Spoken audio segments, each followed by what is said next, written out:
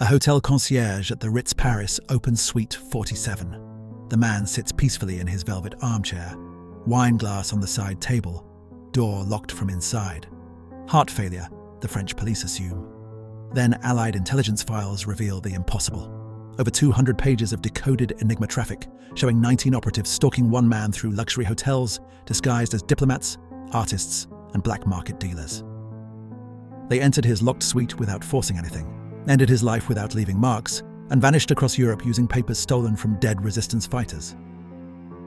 The year is 1943, and the world is about to discover the most documented hunt in espionage history. An operation so brazen it was captured in German cables, yet remains officially buried. This is Operation Looking Glass, when MI6 turned the City of Light into an execution chamber while the Nazis watched. The Lufthansa courier flight touched down at Le Bourget airfield at 14:30 hours. Oberst Wilhelm von Heidelberg collected his leather dispatch case and moved through the German checkpoint with the practiced authority of a senior officer. His papers identified him as an industrial survey coordinator.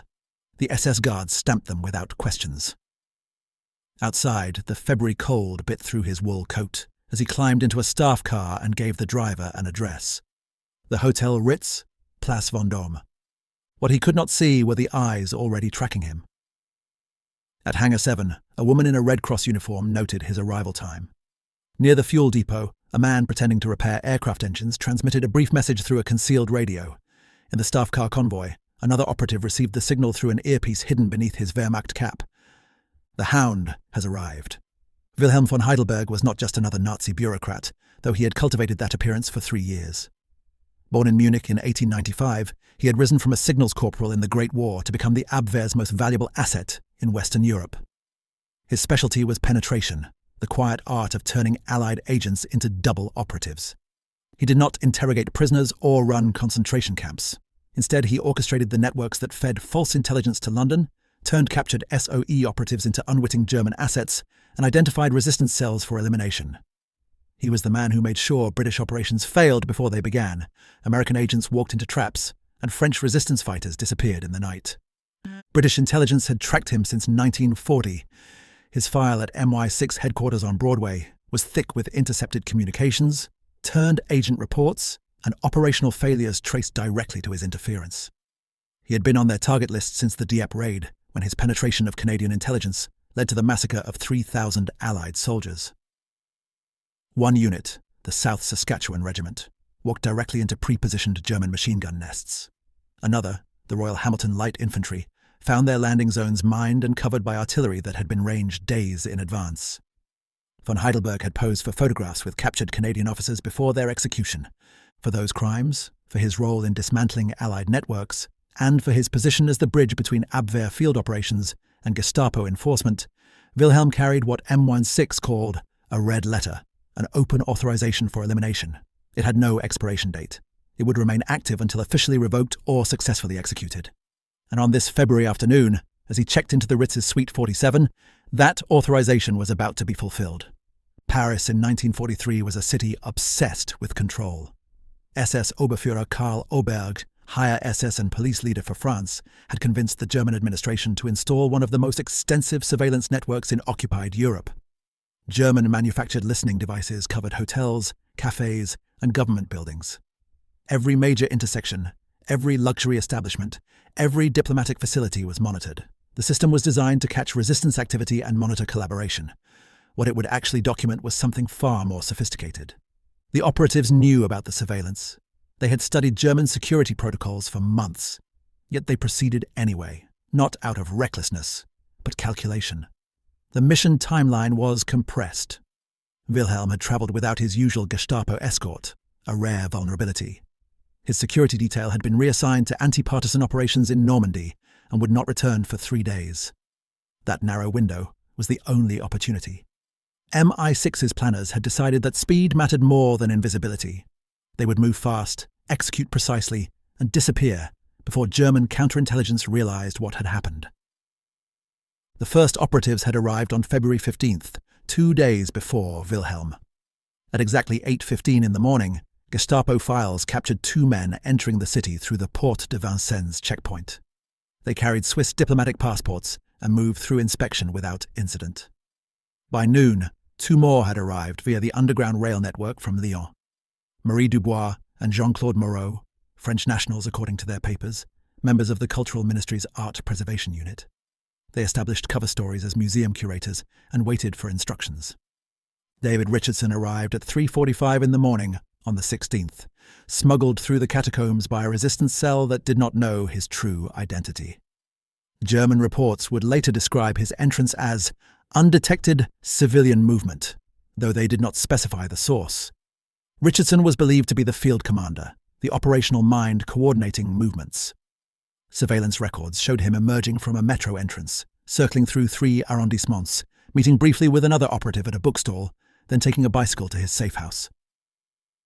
Every action appeared casual.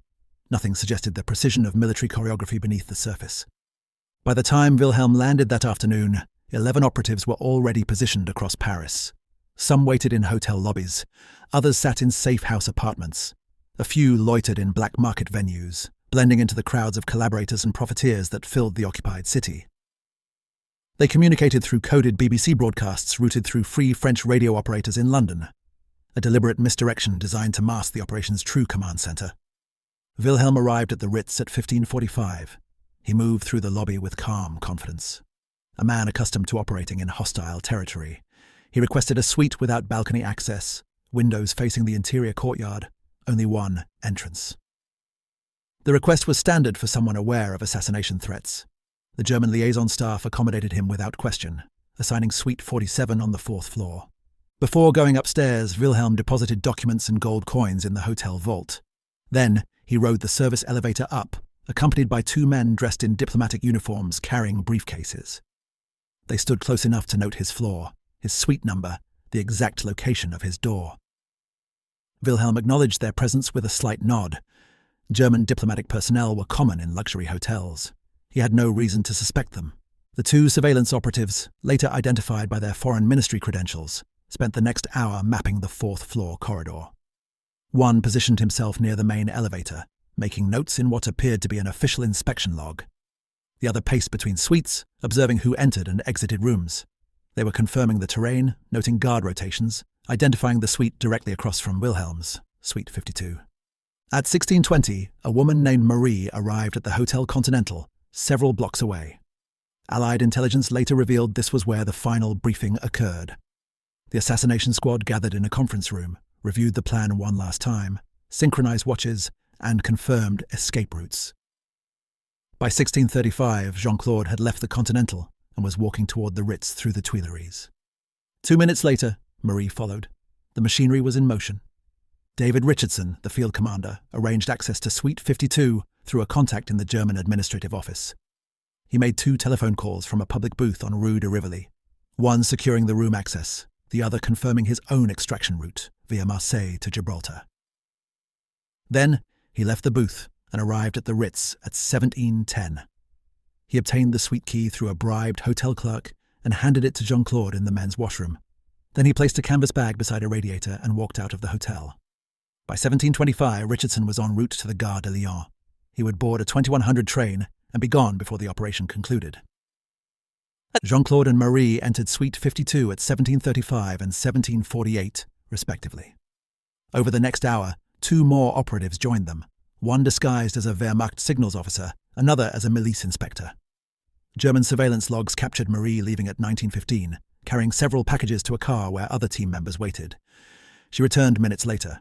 The suite now held the operational core: Jean-Claude, Marie, and 4 designated executioners.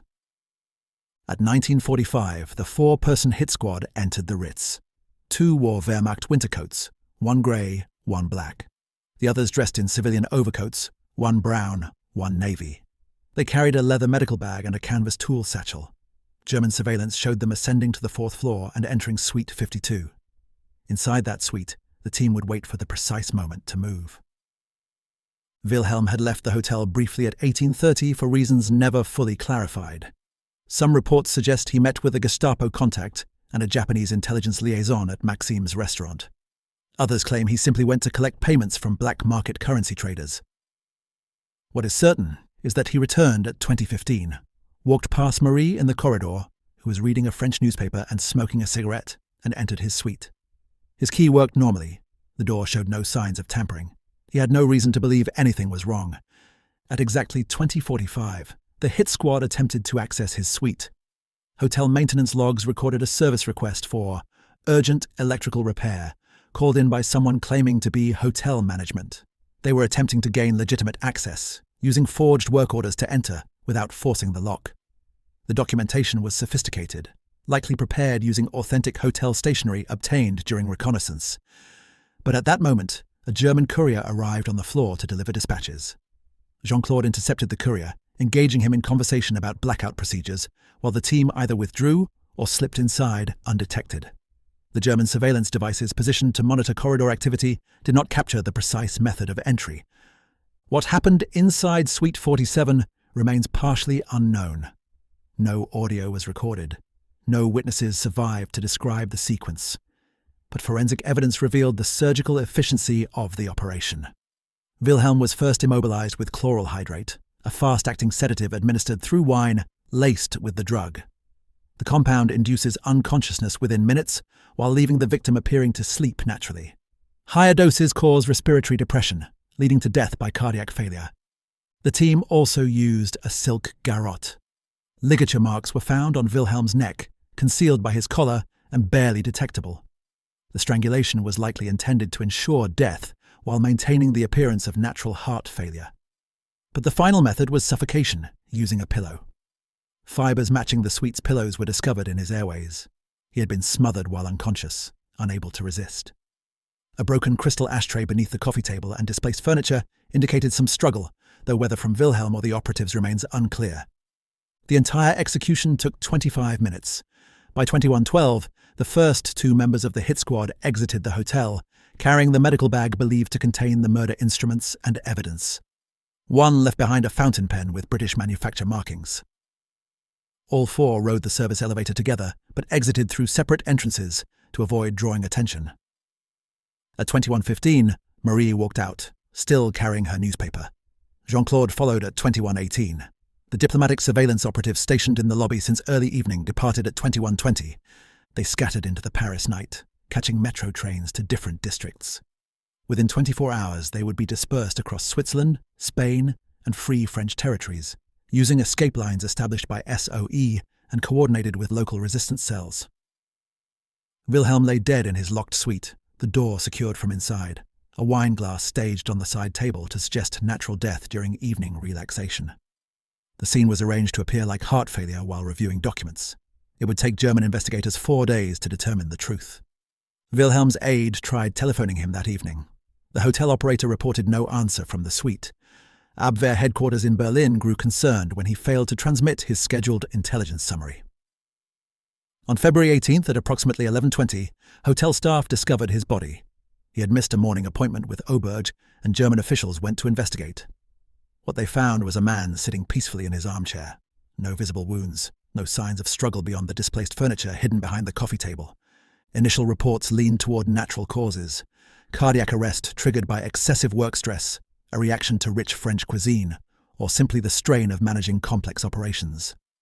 Only after SS medical examiner Dr. Klaus Weber performed the autopsy did the pieces begin falling into place. The ligature marks, the pillow fibers, the traces of chloral hydrate still detectable in his blood, the British pen, the suspicious work order that had no corresponding maintenance record. The official death certificate ultimately listed heart failure caused by acute poisoning from an unknown substance. German counterintelligence did not initially know the victim's true importance. Wilhelm had operated undercover even within the German administration, and his actual Abwehr role was not immediately disclosed. The confusion delayed the investigation. But when the Abwehr finally revealed his identity to SS headquarters, the response was explosive. "Find them, their networks, their controllers, and hang them all," Oberg reportedly ordered his staff. His fury was not just about the violation of German security. It was operational. Wilhelm's networks had been providing crucial intelligence on Allied planning. His assassination meant dozens of penetrated operations would now be exposed and countless German assets compromised. The timing suggested British preparation for major operations, what would later be recognized as early D-Day planning. Oberg ordered his investigators to examine every document, every hotel registration, every travel permit from the previous month. What emerged was a disturbing pattern. 37 pages of surveillance reports documenting 19 suspects moving through Paris like ghosts. The files showed operatives changing identities in metro stations, making dead drops in bookshops, trailing Wilhelm through hotels and restaurants, coordinating movements with resistance-level sophistication. On March 2nd, German authorities held a classified briefing and distributed photographs seeking assistance in identifying the perpetrators. The images were circulated through Gestapo networks across occupied Europe. Security analysts studied the surveillance reports page by page, marveling at the operation's coordination and its near-complete success. The scandal centered on the stolen identities. 11 suspects had used meticulously forged documents based on papers taken from executed resistance fighters. 6 French identity cards, 3 Swiss diplomatic passports, 1 Vatican laissez-passer, 1 Spanish transit visa. The document holders had been real people, resistance members, political refugees, ordinary citizens who had been arrested, interrogated, and killed. Their papers had been harvested for use by Allied intelligence. 1 French identity belonged to a resistant executed at Mont-Valérien in 1942. Another was tied to a Jewish refugee who had died in Drancy transit camp.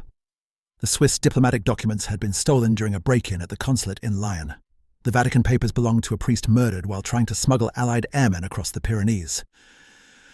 The diplomatic consequences were immediate for neutral nations. Switzerland recalled its cultural attaché, believed to be the source of the passport leak. The Vatican launched an internal investigation into document security. Spain quietly arrested 3 individuals suspected of facilitating the operation, yet those familiar with wartime intelligence recognized the responses as largely cosmetic. Neutral nations had to appear outraged while maintaining their ability to host both sides' intelligence activities. SS Oberfuhrer Oberg publicly declared that German counterintelligence was 99% certain that British SOE had conducted the operation. He demanded the execution of any captured Allied agents and the immediate liquidation of suspected safe houses. The statements were distributed through propaganda channels, but carried limited operational weight.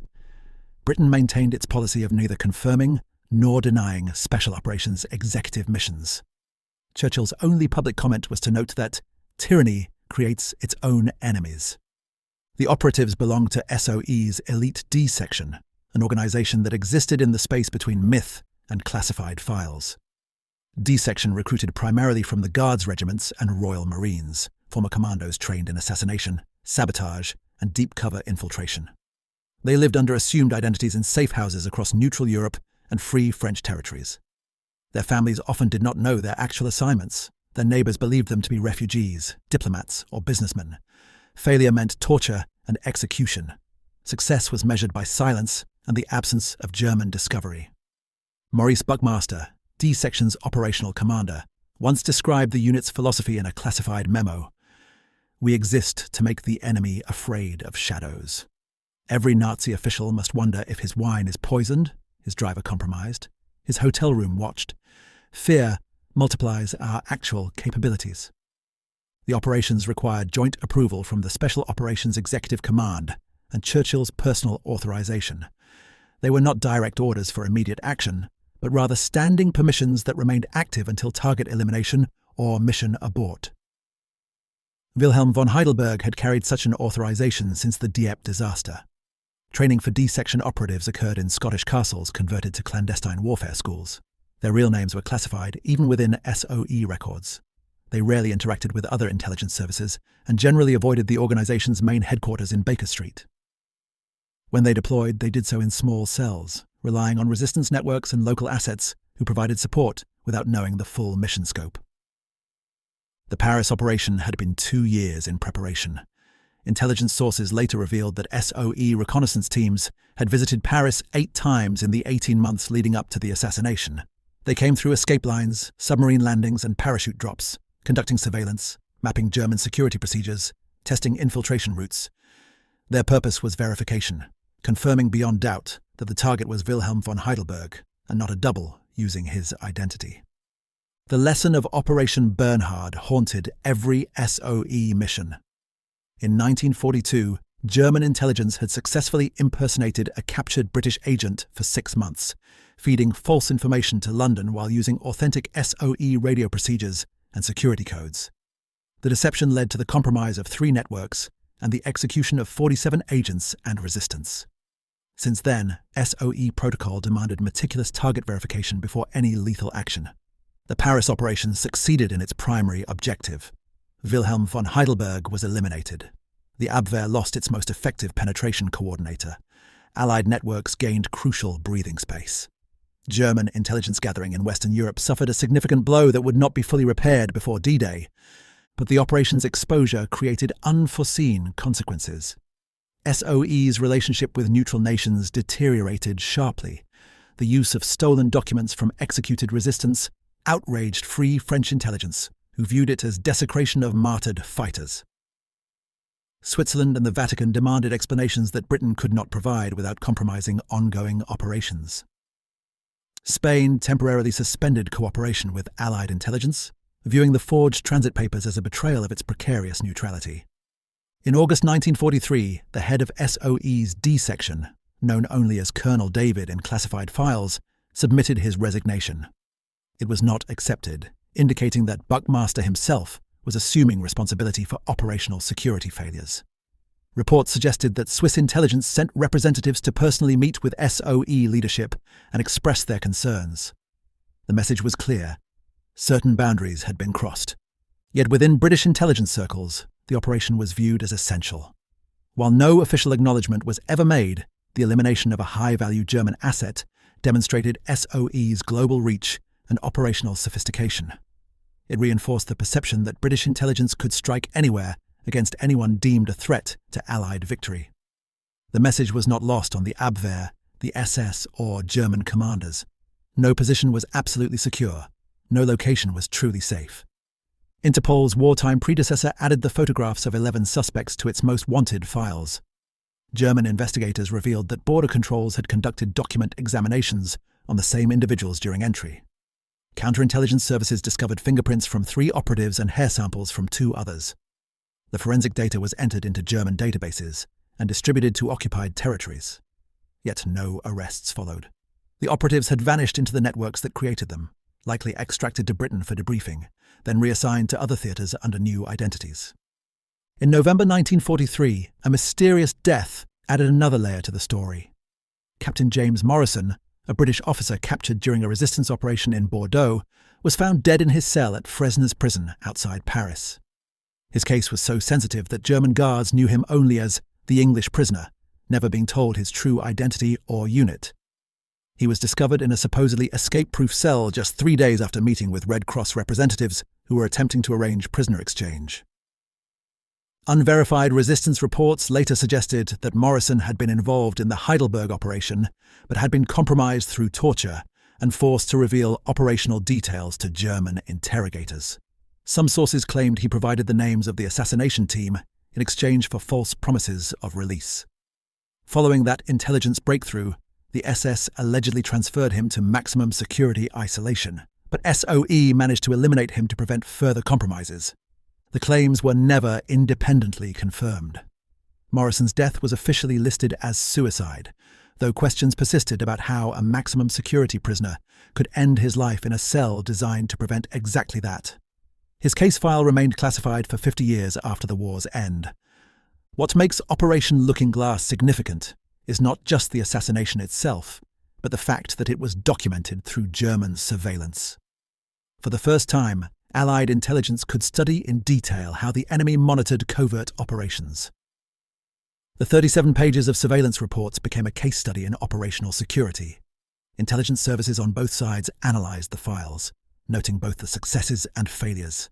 The successes were evident: rapid infiltration, precise coordination, effective use of forged documents and stolen identities, clean execution without collateral damage, and extraction before German counterintelligence realized a major asset had been lost.